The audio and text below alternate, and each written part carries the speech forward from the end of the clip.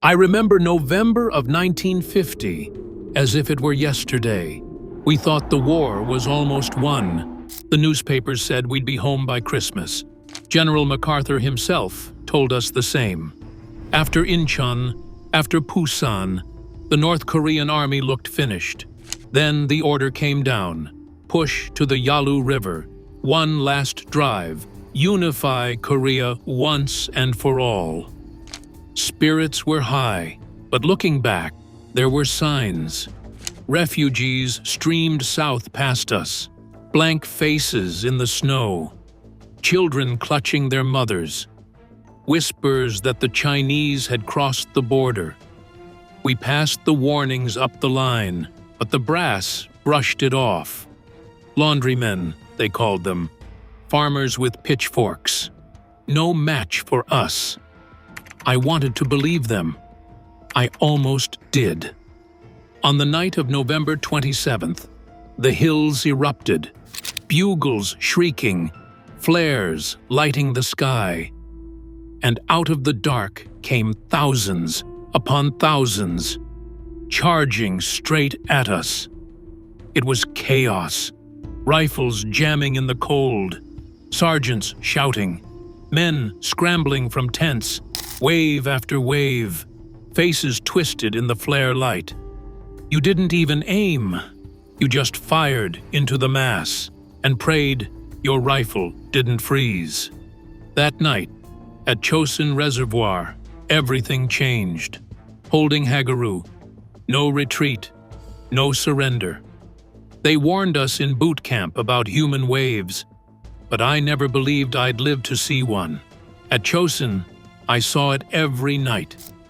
The blare of bugles, mortars pounding all around us, 10 to 1 against us, all through the night, every night. But retreat wasn't in our vocabulary. You either fought or you died, plain and simple. At Hagaru, the enemy hit us like a tidal surge, crashing against the lines again and again.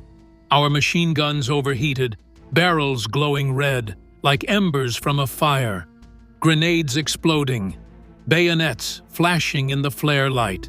I cursed out loud when my rifle jammed, just as a grenade went off at my feet. When I came to, I saw a boot lying next to my face, with a leg still in it.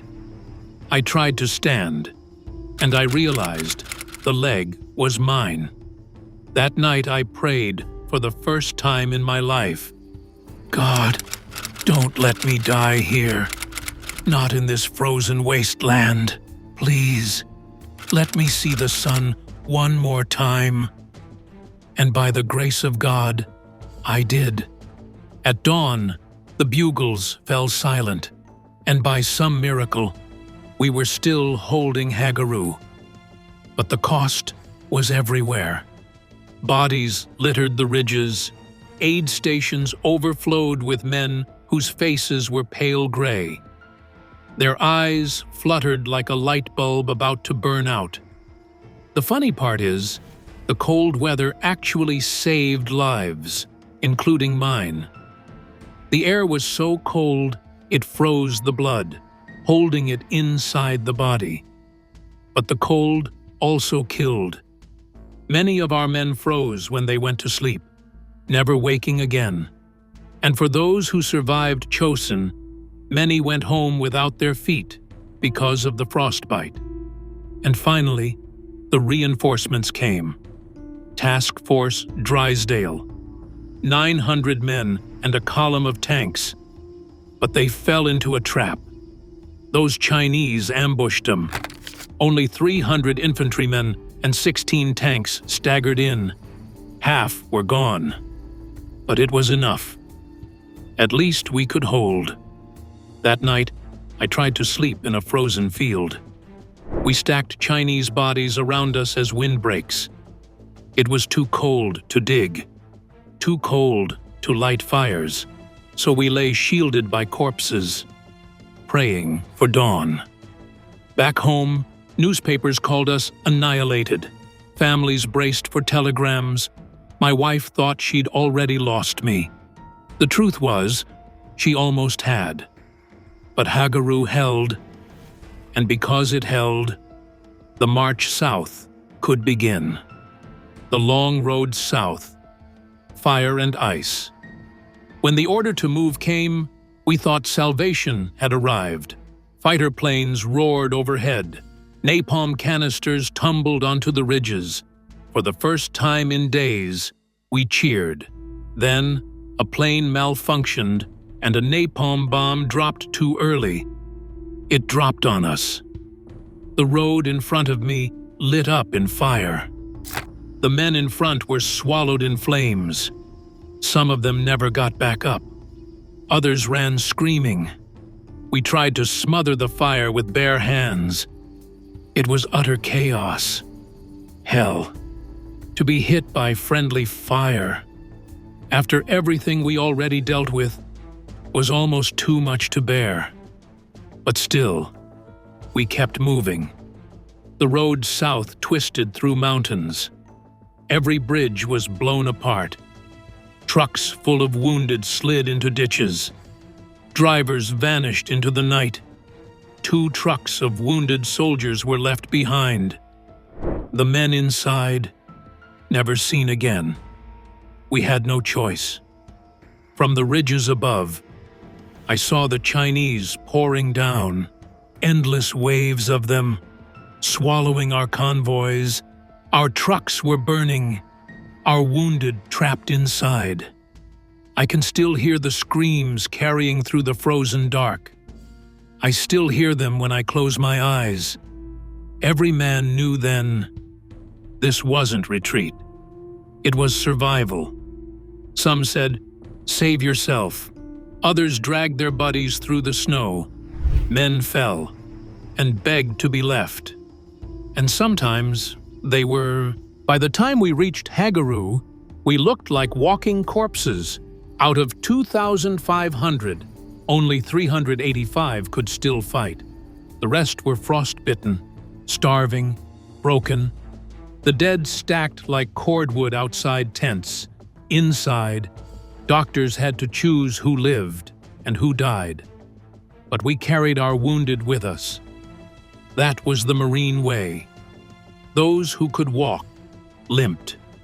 Those who couldn't were piled onto trucks like cargo. Snipers harassed us from the hills.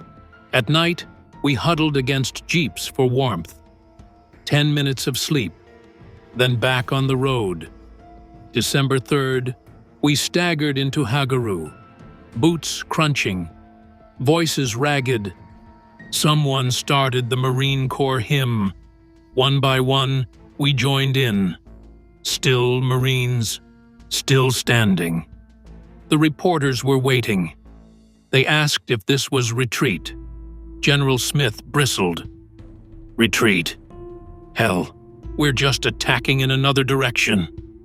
Those words became legend. But the truth was harsher. We had no food, no sleep. Boots frozen to our flesh. Men wept when they saw what was left of their feet. Still, we marched. The Air Force flew out 4,500 wounded in those days. Each plane that lifted off carried part of our soul. For the rest of us, it meant only one thing. The fight wasn't over, and the road south was waiting. Worse than anything yet. The breaking point and the escape. The cold cut deeper than bullets. After days in the mountains, my body gave out. I couldn't fight anymore. Couldn't even crawl. I had one leg left, and even that barely held me up. That's when they loaded me with the other wounded onto a truck. I didn't want to go, but I had no choice. From that truck, I watched the column keep moving, men staggering forward, frostbitten, broken, but still alive. I prayed for them with every jolt of the wheels. At Kotori, I saw the ground frozen hard as steel, bulldozers cutting into the earth. And into that pit, we laid 117 Marines. No ceremony, just silence and the thud of frozen dirt. I'll carry that sound with me forever. And I'll never forget the civilians. Thousands trailing behind us, children crying, women giving birth in the snow, old men collapsing by the roadside. At night, their moans echoed across the valley, a sound of suffering beyond words. We had nothing to give them. No food, no blankets, only prayers. Then came salvation, in the form of a bridge that didn't exist. The Air Force dropped steel sections by parachute. Engineers pieced it together under fire. I crossed that span with the wounded. The gorge below, blown apart by the Chinese. Every turn of the wheels was a prayer. One slip, and we were gone. At last, after 2 brutal weeks, the column broke free of the mountains. The air warmed to 32 degrees, and it felt like summer. Men stripped off their coats and dropped where they stood, asleep before they hit the ground. Every year, when November 27th comes, I remember the night it began. I thank God I survived, and I pray for those who didn't. The Chinese forced us from the field, but South Korea still stands. 90,000 civilians still stand, and those of us who lived, we still stand. They call it the Forgotten War. But for those who marched through Chosin, it can never be forgotten. We came down off that mountain different men, and for me, for the rest of my life, I'll carry the memory of Chosin, the greatest underdog story in history.